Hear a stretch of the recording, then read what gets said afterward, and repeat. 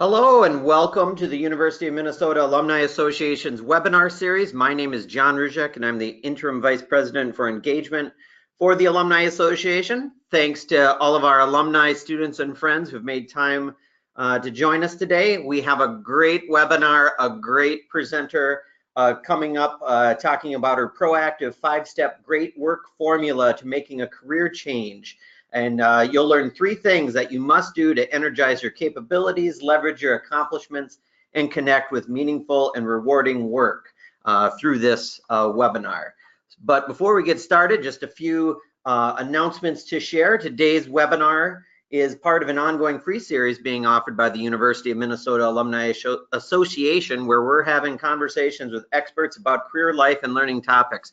We're about 4.5 years in on this, people, and we're about knocking the door of 10,000 day of attendees to these webinars. So thank you so much for everyone who's been part of this, who's attended it, and if you're an Alumni Association member, your support has really helped support these initiatives and helped ignite career development success both for our alumni and students. And if you'd like to learn more about becoming a member, just go to umnalumni.org/membership.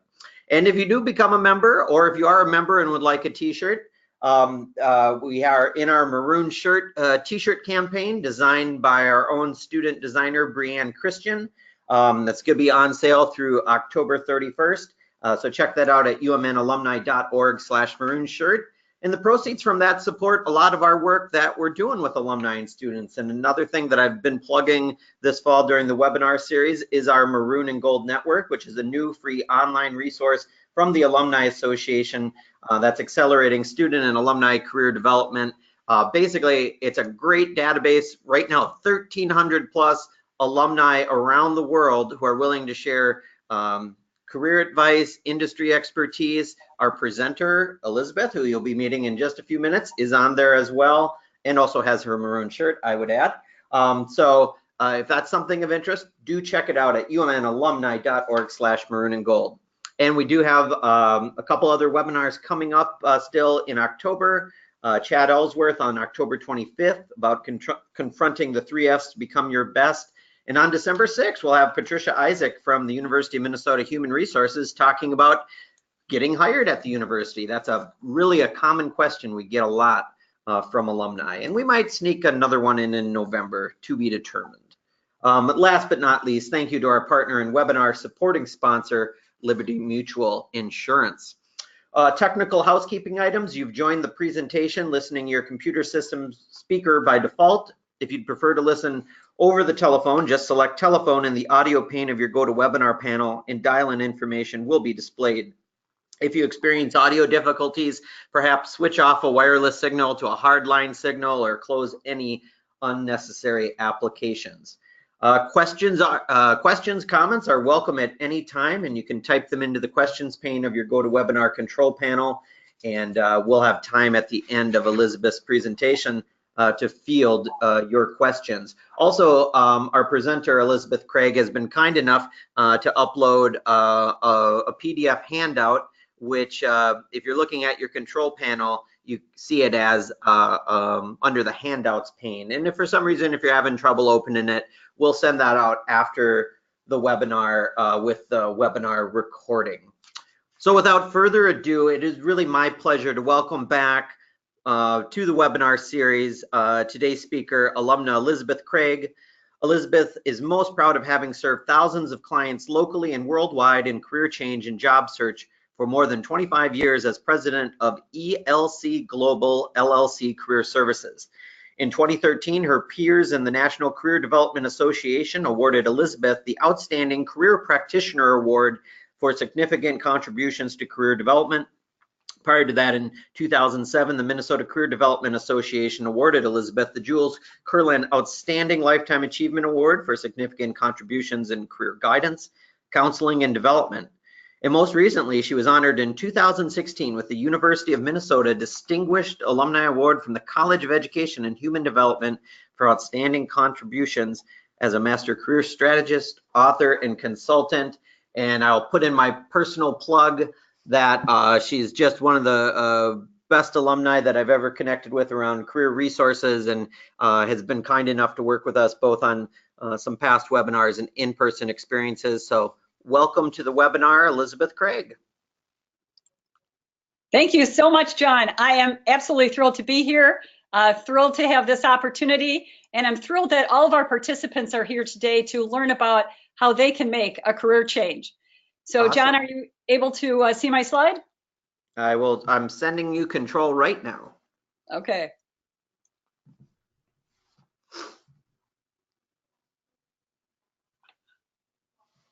Got it. All right. Am I full screen now? Yep. Cool. Here we go, everyone.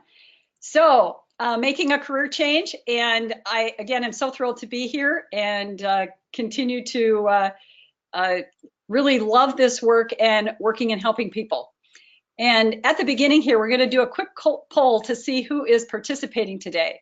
So John has launched that right now, and you're able to choose one of the choices there: student or recent graduate, returning to work after not working, seeking to transition to a new career field, mid-career professional, or retired and seeking a meaningful job. So the poll has been launched. All right, we'll just give a few seconds here to allow the majority of people to put in their response.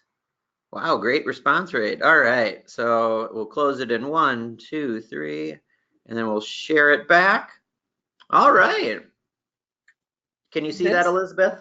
I sure can. We've got 4% are students or recent graduates, 6% returning to work after not working, 32% are seeking to transition to a new career field, mid-career professionals, 52% of our group, so they make just over 50% of who's here today. And then those that are retired and seeking a meaningful job, 6%. So it's great. I'm so glad each of you are here today. Oh, sorry about that. It kicked the presentation out, so just you can put it in presentation mode. Sorry about that. No worries. We're back again. All right. So let's get rolling here. So people will call me and they'll say, Elizabeth, I've just graduated and can't land a job in my field. I've worked a year in my field of study. I don't like it. How do I transition to something else? I happened into my position and now I've been there too long.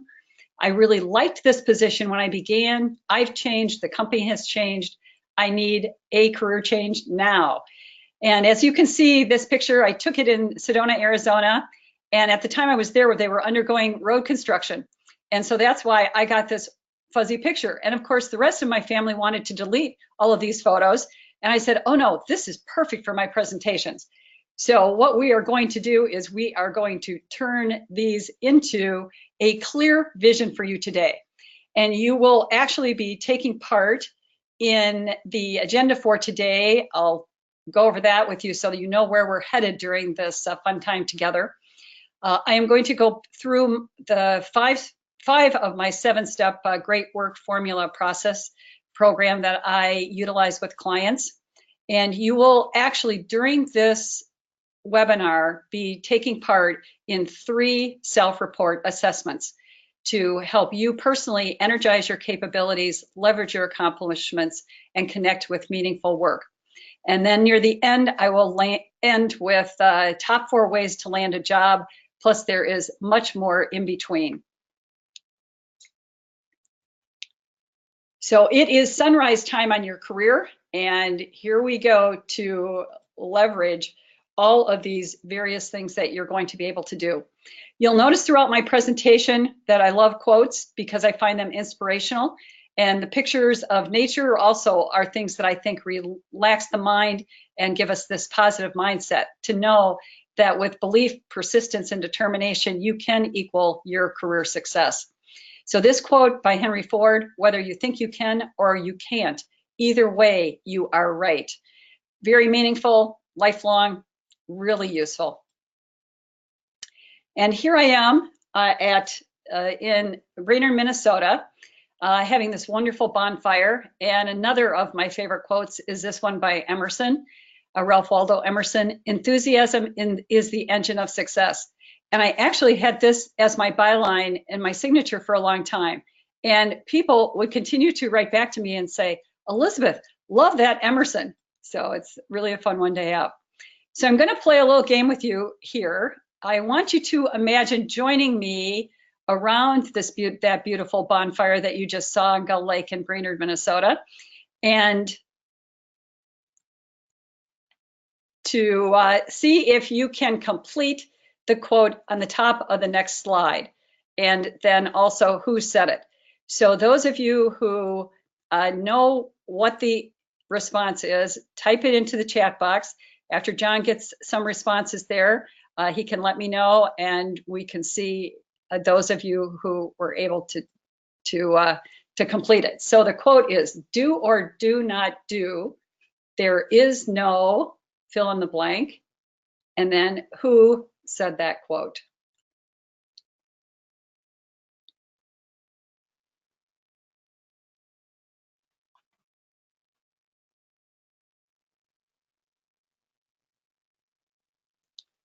John, do we have any people responding? I hope so. Apologies, I had muted my microphone. Yes, so the blank word is try, and that they're attributing it to Yoda. Yes. So all of you are a winner. And what I'd like those who got this quote, I'd like you to take your right or left arm and wrap it around your shoulder and give yourself a great pat on the back. So thank you for participating. That particular quote is one that Jordan Spieth, PGA golfer, I'm sure many of you have heard his name if you have ever watched a golf game. And he actually had that Yoda quote on his golf bag for the longest time.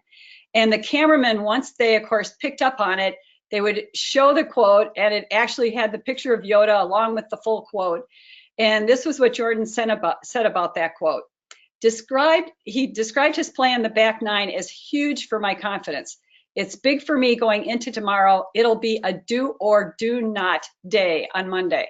I want to win, and so I'm going to play my game. Obviously, with patience, I'm going to win. And what's great about making a career change is that everyone can win. So when you really focus on what you're best at, everyone can be their best everywhere they're at. So we're going to start working into the great work formula. And the first three parts of the great work formula that you're going to be taking part in is values, skills, and purpose. So on your handout, at the top of it, we've got the values you can fill in, the skills you can fill in, and the purpose, and that equals your calling.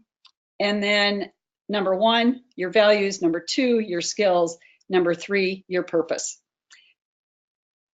And on the next slide, oh, yeah, there's the slide. So that goes with what I just mentioned to you. So your values, your skills plus purpose equal that you're also a very special person, and that you are each an experiment of number one you. Doing new things is how I like to define that. And the good life includes doing the right work on purpose. And then after you take part in the exercises we're going to be doing for your values and your skills and your personal purpose, then I'll be speaking about career research and about making the match. So the 5-step formula that I'm speaking about today are these particular 5 steps. So often a family member will say to another one, I'm looking for the meaning of my life, my career, what I'm going to do next. And people mention Google. And I have to tell you, that has been the most challenging for most clients because they've actually tried that and it hasn't worked. So this, you're going to be able to figure out truly what your values are, what your skills are, and what your purpose is today when you take part in this. So your values are your foundational core. It's really the core of everything. And values equal what is important to you, not to anyone else. So your values are unique to you. And the alignment of values with work is an essential ingredient to finding meaning and satisfaction. I think of the time when I have the client who calls and she's actually standing in the foyer of the corporate office. And she goes, Elizabeth, I'm standing behind the mission statement for the company right now. And it is definitely the reason that I wanted to work here and that I'm working here. But right now I can tell you, these are not the values that this company is holding. So that's one tip that I'll just give you right now quickly, is that you want to be sure that when you are looking to make a career change, that when you're going through the interview process, that truly the values are in sync with your values. And your values have to do with what you do, how you do it, where you do it, and for whom you do it, as I just mentioned with that story. So on the next slide, I have a list of values. And as we take about 20 seconds to have you look at those, and if you want to type into the chat box to John Dunn, then he can kind of know how many people are completed with that. And to choose your top number one. If that comes quickly to you, choose and rank order your top three. And then in the space on the handout for key points and notes, you can make note of it right there. So here we go. All right, and just we'll give people a few minutes, whether if you're going off the handout or you just have a separate piece of paper or thinking in your head on those values, just giving some time for people to reflect on that. Yes, I'm glad you mentioned that, John. Yes, whether you have the handout or any piece of paper taking notes, you're able to participate fully. Yep, and again, some people have questions on the handout. On your GoToWebinar control panel, there should be a section that says handouts. And there's a PDF link there. I know with some computers it might not open. If for some reason you can't open it right now, it won't prevent anything as far as participation in the webinar, but we'll in the email that we send afterwards with the recording of the webinar, I'll make sure to have the PDF as well. Okay, we will move on from that one. Don't you think, John? Yep. All right. And I have if you want, I do have some people have written some stuff. Yes, go for it. Helping others, moral fulfillment, location, helping others, competence, diversity, knowledge discovery. That's fabulous. And these are the people who show up to be on and do continuous learning, because those are such wonderful ones that you have chosen for your values. And so you really want to keep those top of mind as you're looking at finding your next position. And you might want to even take the helping people and the other ones that John just mentioned, and write your own definition for that top value. Because even though people like to help people, they can take it further and actually define what area would it be in that you want to help people, or what particular organization or what company or foundation. So there are lots that you can do just from that very first one. Thank you so much for participating. So next we're going to move to skills, and we'll do the same thing. The most motivated skills are the ones that you want to use in your life and work right now and career. So on the next slide, I have a list of the skills, and again, choose your top number one. And if that comes quickly, go ahead and rank order your top three. And then again, write your top number 1, 2, 3 in your handout or on the notes that you're taking. So here we go.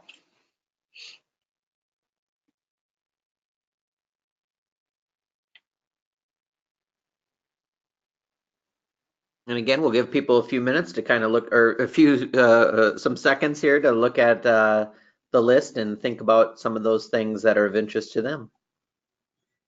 Yes.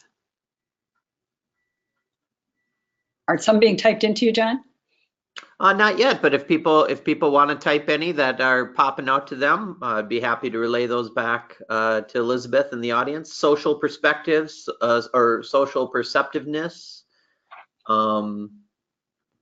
critical thinking,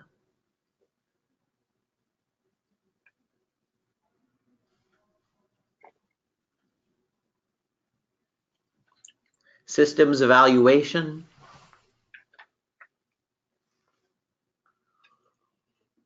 One person says one not on the list: connecting and networking, science, active listening, critical thinking, time management. So yeah, a lot of good ones. Oh, that's great. And thank you for those additional ads too. Yes, there's always the new ones we can add today. And certainly being a connector and networker myself, here we go. And that's a key one. We're going to be talking more about that. So thank you. So the next one that we're going to get into is just really impactful, and this is purpose. Purpose is truly a powerful driver of our lives, and it's different from both the values and the skills. It really gets into not requests by others or to-do lists or anything like that. So one of my mentors is Richard Leiter, and he is a senior fellow at the University of Minnesota Center for Spirituality and Healing, and he leads the Purpose Project there, which I have been a part of since its inception. And he often refers to Viktor Frankl's work in Man's Search for Meaning. And this quote, I think, really says a lot about looking at purpose, that ever more people today have the means to live, but no meaning to live for. So what we will do on the next slide is that I will have up the, oh yes, I definitely want to mention this. So let me say a few things about this. Purpose is this powerful driver, and it is different. And Richard always mentions, as we were out at the University of Minnesota Arboretum in Chanhassen, Minnesota, he'll pick up a red acorn and he'll say, you know, this red acorn will grow into a red acorn tree. So what's embedded inside you is the same thing that you want to come out and bloom as you're making this career change. So it's not trying to change what is, instead it's having the courage and making the choice to find what is embedded in you. So making that particular choice is so important. So on the next slide here will be the list of word groups. And here again, choose your top number one and be sure and include the letter that is written after it. And I'll describe more about that in just a moment. And again, if that comes quickly, choose to rank, order your top three and write these on your handout or notes and let John know what some of them are that come up. That would be helpful. Thanks. I'll give you about 20 seconds. And here they are.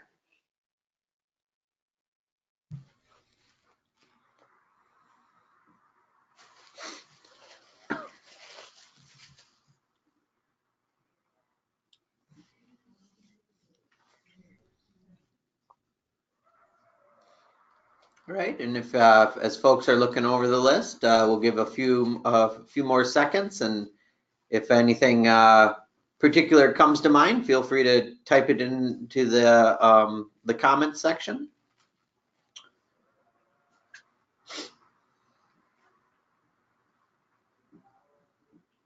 One person mentions build relationships, get to what matters, solve problems, make connections.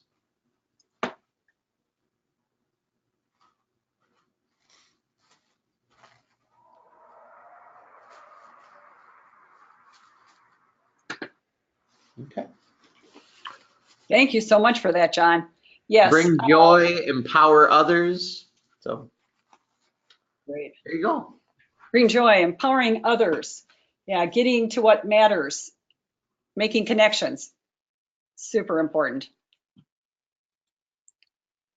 So the letters that are after each of those words relate to 6 occupational areas. And what you've just done is a really quick self-report that's called the Hollen Code, named after John Holland, who is one of the leading theorists in career development. And it is measuring your interests, your talents, and your aptitudes. So it's one that you definitely want to think about as you're making a career change. That slide, I hope that you'll go back to this recording, look at this again, and look through those slides to really pick out your top 3 on each if you weren't able to do it during this session live. So the realistic people are the doers, and you can see some of the things that are defined about that. They often prefer to work with objects and work on things with hands-on, practical, direct results. And then we have the investigative thinkers who like to observe and learn and investigate. And so pretty much the investigating, and here the person who had chosen solving problems, I was listed after that one because that's where that falls. Anything with analytical, that type of thing. And then we have the artistic people, who are those fun creators who are innovative, and they like to work in unstructured situations with imagination and originality and self-expression. And then we go on to the other three dimensions here. The conventional are the organizers, and you can guess here, the attending to details. And often if a position is requiring people who are these organizers with their numerical ability often, and with following through on instructions, that they're able to take projects and complete them, this one is really important.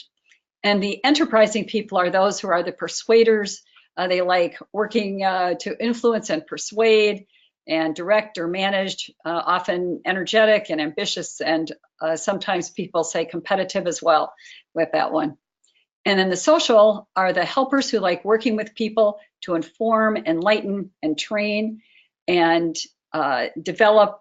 Here's where some of the healing professions come in, all of the many positions that are available with health organizations. They're sociable, empathetic, and skilled with words. So I want to give you some examples of a couple of people who have utilized this great work formula and things that have gone on in their lives. And here, this particular individual is a friend of mine in Florida. When she was in high school, she was a swimmer and she swam all the time. But then after high school, she never swam again. And then suddenly at age 60, she decided that she was going to train again. And she started training, and she actually won 2 national titles, as it says here. And she was featured in the Palm Beach Post, having captured these 2 national titles at 60 years old, which was really quite remarkable. And then this other example is an individual I know from one of the organizations that I'm involved in helping people. And it's an organization where young mothers who are having their children are in shelters, and they do not have a blanket or a cap to put on these new babies when they're born. And so Dot, she was 101 when I took this picture. She's now 103. And her goal was that she would knit 100 newborn blankets and hats. And actually her 5 adult children would give her a new goal each year. So if she met the goal from the year before, they always upped the goal. And it's amazing how that just kept her going. And she kept meeting that goal each year. So if you think you can, or if you think you can't, you can at every age and place you're at. And then my last example of how important it is to know what you're good at is Barbara Beskin. And Barbara's story is one that I just love. I followed it from when she first applied at IDEO for a position. And she had seen the president of IDEO on TV. And she saw him speaking on 60 Minutes about the importance of cultivating diversity of experience among team members and developing new products and services. And so Barbara picked up on that. And here she is. She's in an assisted living facility in Silicon Valley. And she writes to him, and they bring her in, and they immediately hire her. And 4 days a week, she goes into the office and does problem solving and innovative design work. And as she says, she lands her dream job of being a tech designer. So she's worked on projects regarding contact lenses, healthcare delivery, and retirement home services. And her first project, which she described to me when we spoke, was about, when people are older, they have difficulty with their knees often, or getting up out of a chair or a couch, and particularly out of couches. So she was designing PVC pipes to use as an armrest to help people get up even out of couches. So it's pretty amazing what people are able to do at every and any age. And whenever in the purpose project work, we interview people who could live their life over, what would they do differently? People have said that they would be more reflective, that they would be more courageous, and they would be clear earlier about purpose. So this is definitely something that you want to think about. So being courageous as you make that career change. In interviewing and in making a career change, how you communicate all facets of things with the people who you're speaking with, both through networking, your elevator speech, any of those things. It's words, tone, and body language. And this study back in 1971 by Albert Morabian seems to be the one that is the landmark study still in this arena. And as we know, body language is the #1 thing that people pick up on the most. So that firm handshake when you first meet people, the smile that you have on your face, all of that is most important. Of course, tone along with that, and the words are 7%. So the words are 7% in communication, the tone 38%, and the body language 55%. And this is my nephew, Ryan. This shows him when he was 5 years old. And Ryan, this photo was, I took this picture of him, and his mom actually entered it in a contest. And in the middle of winter in Minnesota, he had this huge computer delivered to his front door because that smile won him that computer. And ever since, he has been one to smile all the time. So even when you're speaking over the phone, you want to be smiling because it truly is the shortest distance between two people, both in person and even on the phone. And if you notice, I have placed this name tag on Ryan's vest there. The name tag, often at meetings when you're networking and other places, you'll get a name tag, and so many of them are hanging around the neck and going across people's bodies that people are looking all around to try and find a name tag. So most people give up trying to even see your name. And I really recommend highly that you consider always putting your name tag up there on your right shoulder. People sometimes will say it ends up on their left shoulder because they put the name tag in their right hand and just automatically put it on the left shoulder. But you want to have that name tag on the right, because then as you shake hands with a person, you are directly aligning and you can see their name tag and they will remember you. Another trick with that name tag is to, when you introduce yourself, is to have something that rhymes with your name so that people remember you. So if I'm introducing myself, Elizabeth Craig, I could say, Elizabeth Craig, energetic and a connector. E for energetic, C for connecting, Elizabeth Craig. And do things like that to, at various networking events, help people remember you. Interviewers and hiring managers are telling me how important it is, the whole communication piece. And that's Ryan as the adult.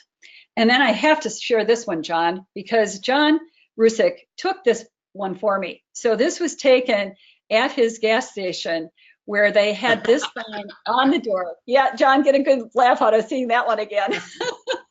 So what I think is so fun about that is that it's certainly, I believe, every time someone is going in to pay their bill, they've probably got a smile on their face before they even get in that door. So everyone is smiling at that gas station.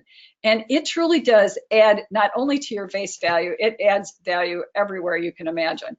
It's amazing. So now we're moving into the career research interviews part. And what I will say about this is my LinkedIn profile beginning part. And it is a very important place. As hiring managers, I was interviewing a number of them in regards to making sure that this presentation was very current for all of you. And the hiring managers were saying, you know, I go online and I look for these people. So I have their name. Some of them don't even have a profile. And if they have a profile, it's not very well completed. So you do want to get to completion on your profile, and the maximum number of connections you can have that show up are 500 in all of the job support groups here in the Twin Cities and globally, wherever I talk in states that have job support groups. They are also speaking to get to 500 connections. Now, as those of you listening can probably imagine, John Rusick has more connections than I can imagine, and I also have many more than 500. So having connections and networking is really the key. And then also having recommendations and people who will endorse you for those skills that you want endorsed, because the hire managers are in fact looking. And people will often ask me who work at companies, they go, well, does my company really want me to have a LinkedIn profile? Isn't this really just for people who are looking for work? But it's not. Companies who are at the top level, they want everyone to know the top employees that they do have in their company. It is truly, LinkedIn truly is your virtual handshake. And that is your very first introduction. So your photo also needs to be one that is very professional. Sometimes I will look at people's profiles and they will have the picture from their wedding and someone's got arms around their shoulders and all sorts of things like that. And you really want to have a very professional profile. And I want to make mention, you'll get from John the link to all the recorded webinars that are on the University of Minnesota Alumni Association website, webinars that John has organized so brilliantly and facilitated. And he did one on October 19th, 2016 on making the most of LinkedIn Q&A. So I would defer you to learning much more about LinkedIn. I do consider John the LinkedIn guru. So, and through LinkedIn, you can also be doing things with networking. So you can, oh, this was the other thing the hiring manager said to me. She couldn't believe it, but the people did not ask to connect with her on LinkedIn.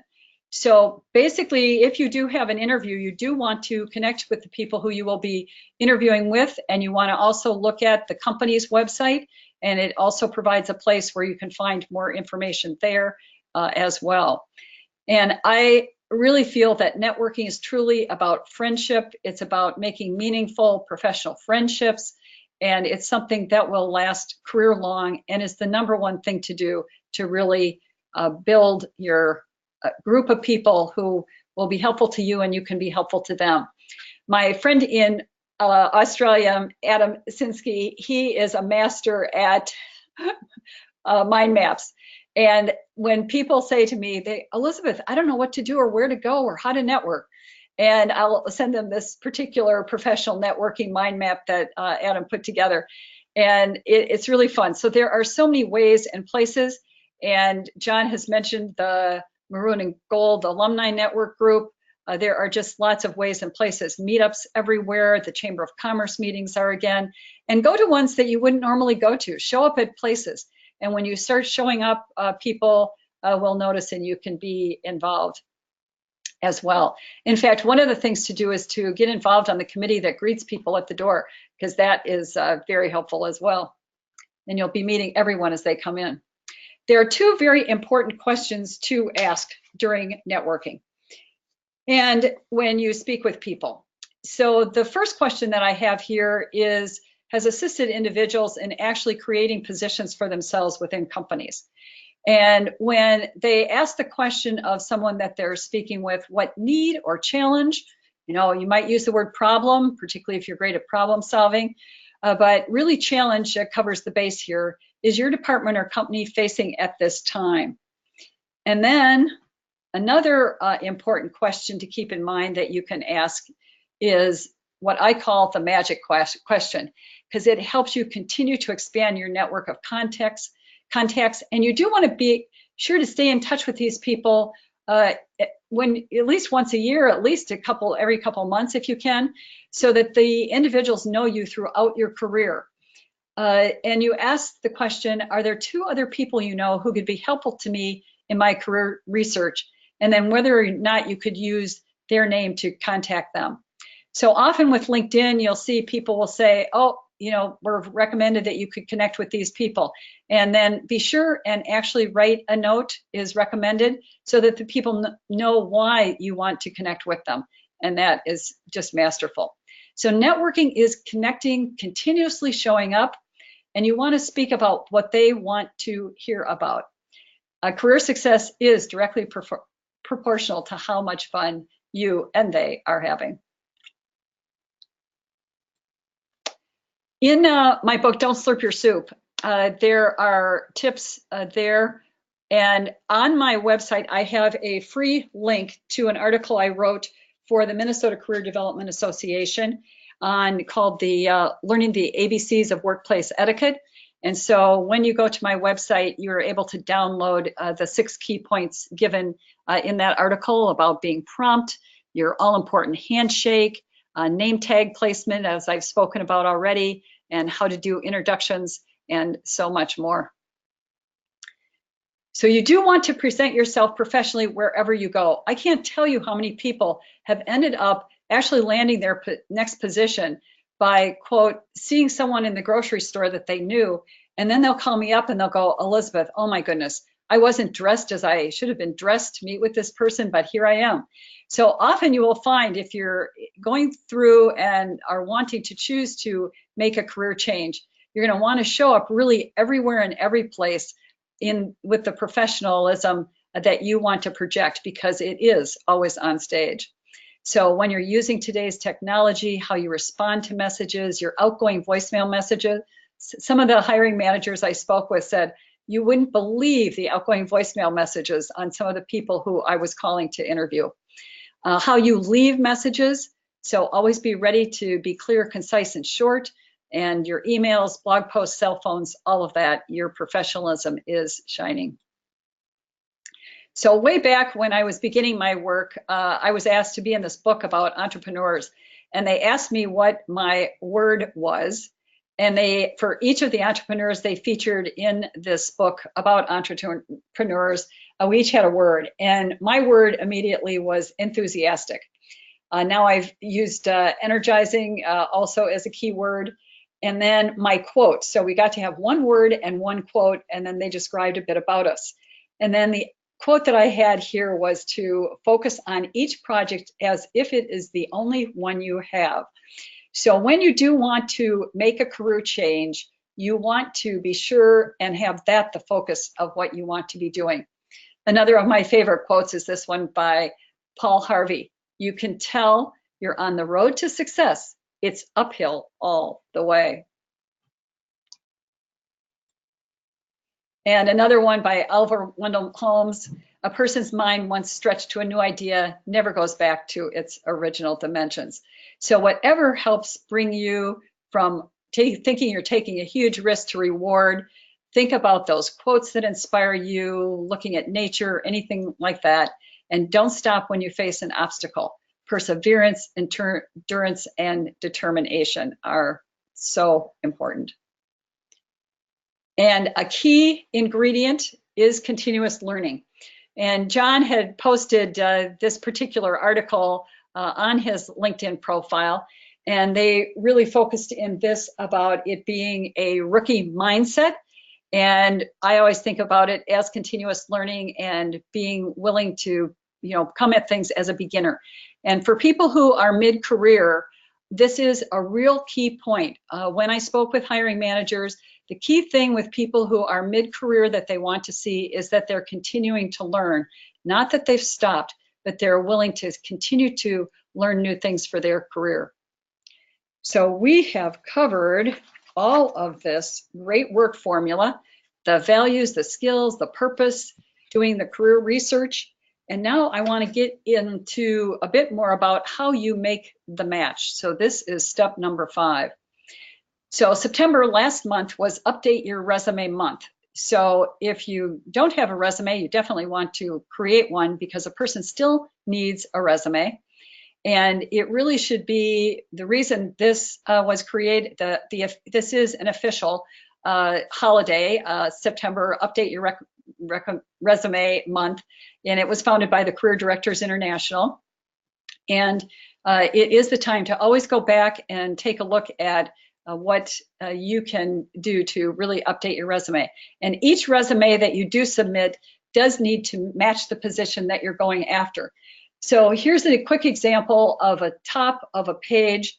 The first part of the page, what it needs to look like. And you only want to take up just a small bit of space with your first name, your last name, your email. On the left, I always put it. On the right, the telephone number, because those are the key things that you want them to have, and you want to make it easy. Since people often look to the right, they pick up the phone number on the right.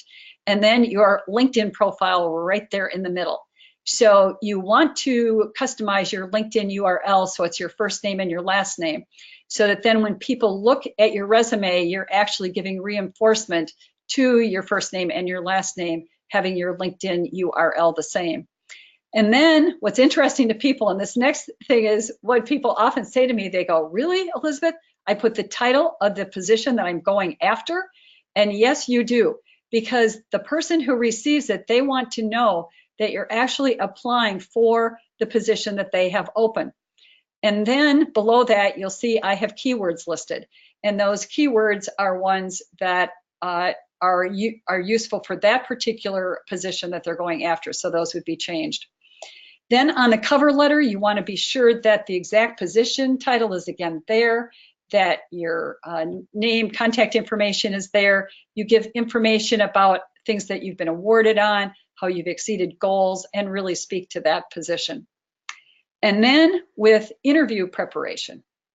Phone interviews are really your time to shine, and phone interviews are being done a lot today. Also some Skype interviews, also some video interviews.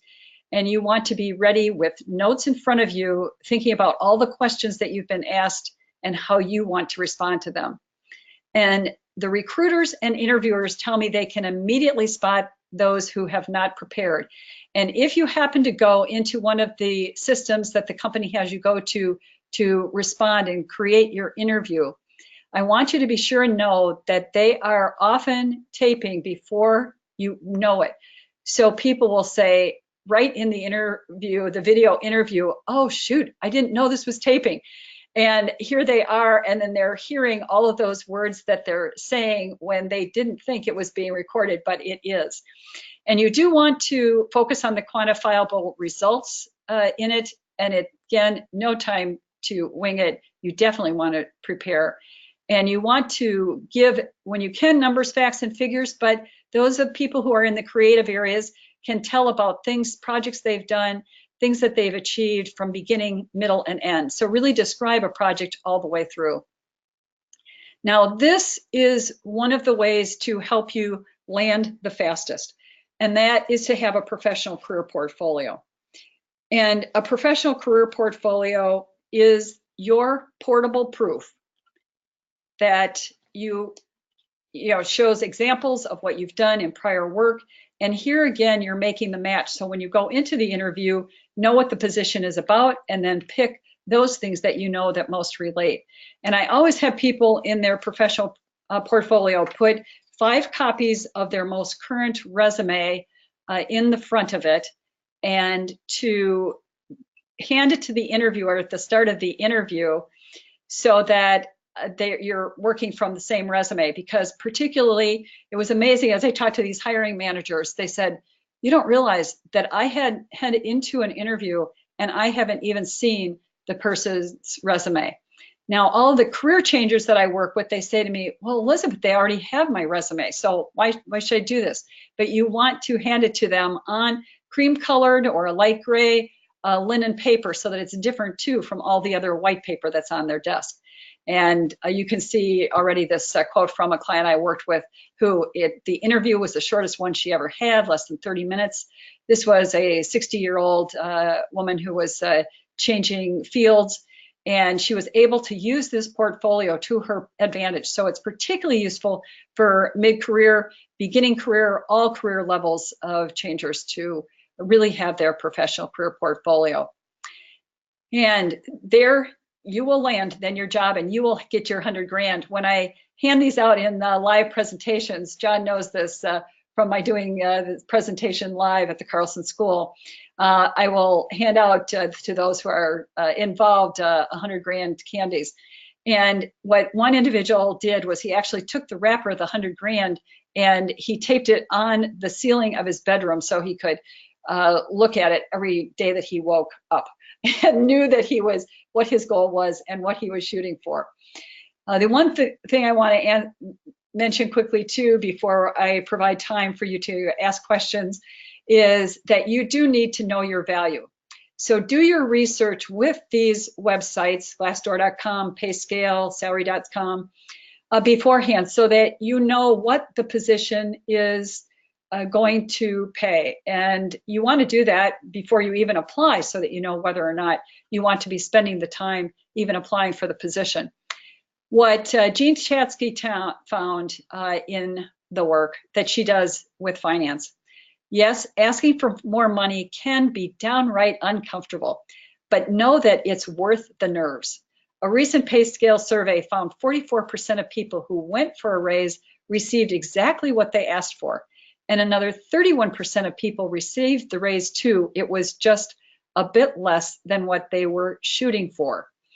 And this is, again, don't be afraid to negotiate other benefits. If it's more personal time off that you'd rather have than salary, then negotiate for that. And the statistics show that 41% of the people that did not negotiate for their current job, 7% of employees regret that they did not. So it is to your advantage and to your professionalism to really show that you are a negotiator. So there is evidence of new ideas, new expectations in the hiring process, and you need to be ready for them. John, this is one of John Rusick's posts recently that he had from Miles Shaver at the Carlson School. In the Twin Cities, Minneapolis, St. Paul, we are lucky to have many Fortune 500 firms. And the articles that John posts are really ones that you want to take a look at, that's for sure. And this was another one on networking. So one of the things with networking, and I share this story with you, is about thank you notes. And people always smile when I bring this up. In one of the hiring managers that I spoke with, they had interviewed 40 individuals for a position that was going to pay $140,000 a year. And of those 40 people that they interviewed, only 3 people wrote a thank you note and or sent it via email. Now, what I highly recommend is that you send one immediately by email. And in fact, one accountant, he sent his email immediately. He ended up being hired via email, sent his thank you on email, and it all took place via email. So it does vary somewhat by positions and places that you're going after, but it is so incredibly important. In another case, a board of directors was meeting. They had 6 individuals that they really, all different people on the board, all wanted one of their particular 6 individuals. And one of the assistants brought in 3 thank you letters, and the board of directors said, oh, this is great. We now have narrowed it to 3 instead of starting from 6. So I'm going to, near the close here, land with the top 4 ways to land a job. And we've spoken about networking, and networking is right up there. It is this creating your own sales force is really what you're doing, and this is where LinkedIn can be so helpful. And networking statistics, this statistic shows 33 to 58% is where the success is going to be there. So if you're looking at where to spend your time when you're making a career change, these are the type of statistics you want to know and have in mind. The second one is my favorite right now because it's working so well, and that's to target market to top firms that you want to actually work for. And then take your materials directly there. Do not rely on the applicant tracking systems to get you through the systems. Even if you do use a system like jobscan.co, where you can put in a position description, match your resume, and then increase the keywords on it to get in the door, I find that clients taking their materials directly there really works.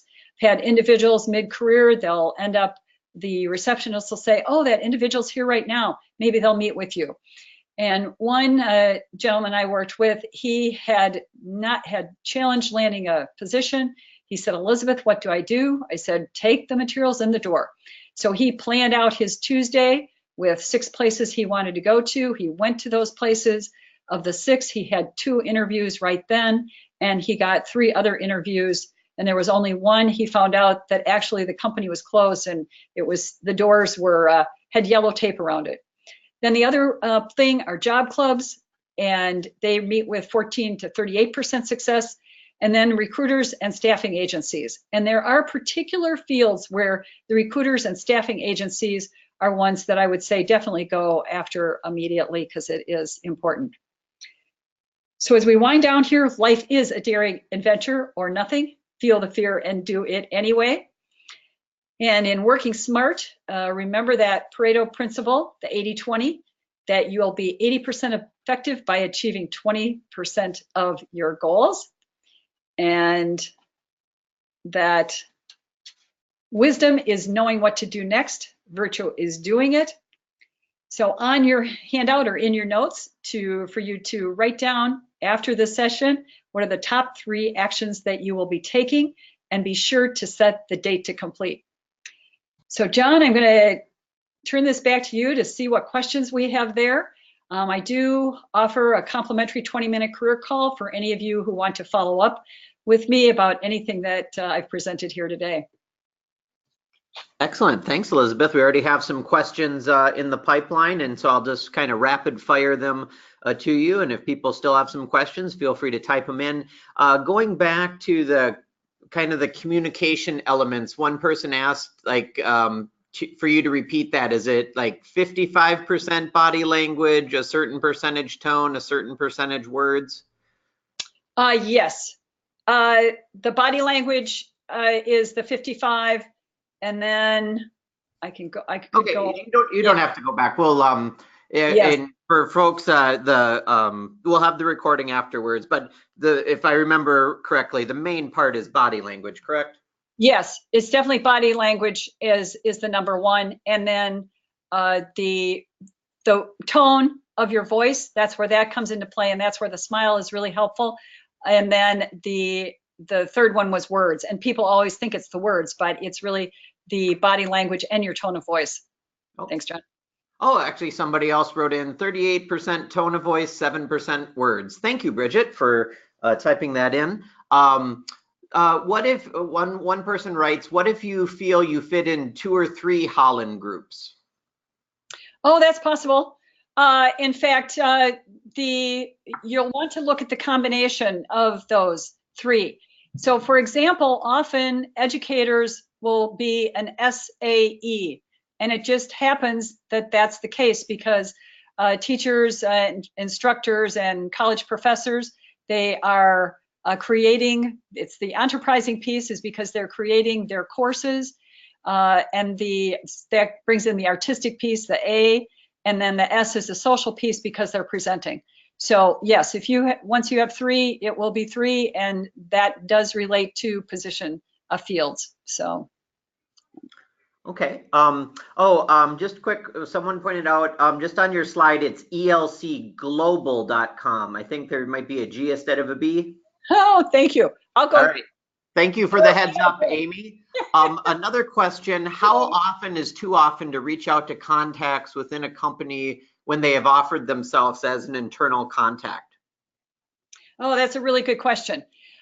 In fact, when you first are speaking with an individual, you could ask them the question, and this is what you want to do. So in that first networking one, if you really felt a connection and you want to reconnect with them often, ask them how often would be okay for you to touch base with them again.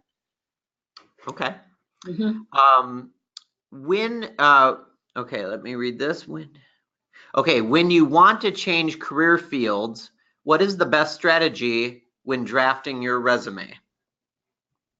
To change, what's the best strategy? Number one, I'll refer you to a resume book called Modernize Your Resume. And in Modernize Your Resume, it will show you the current things that you need to do throughout a resume in order to make it effective.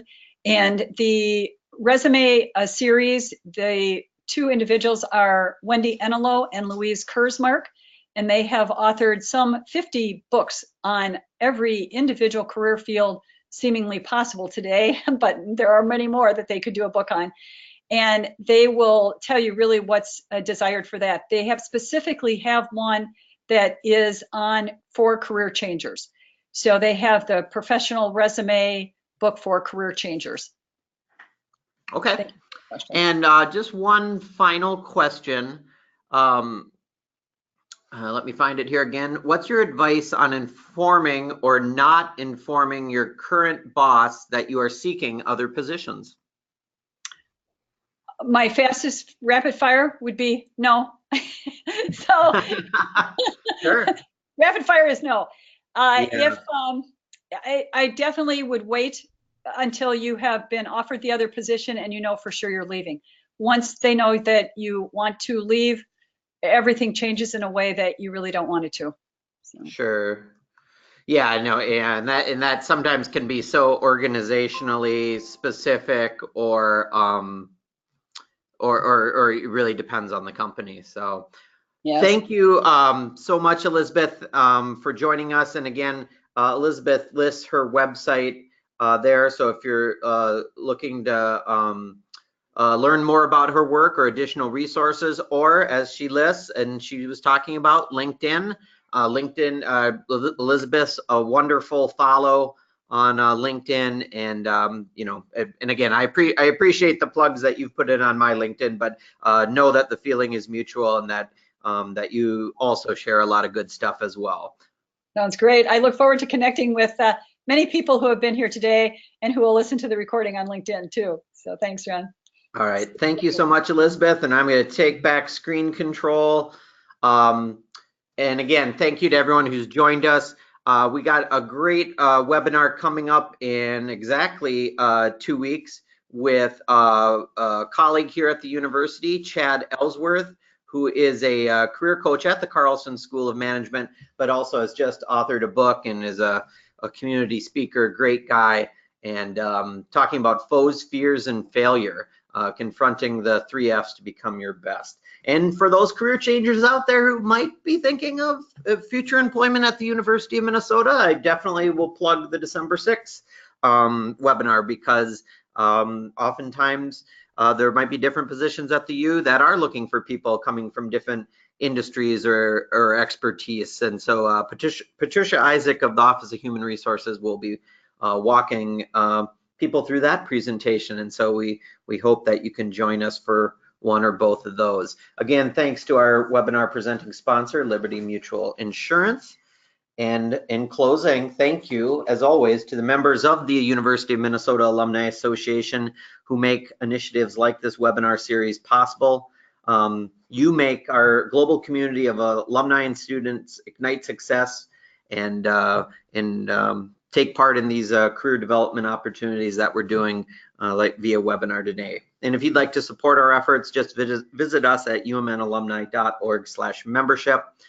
Thanks again, wherever you are in the world, for joining us. I hope you have a great day. Go Gophers, Ski-U-Mah, and we'll see you later.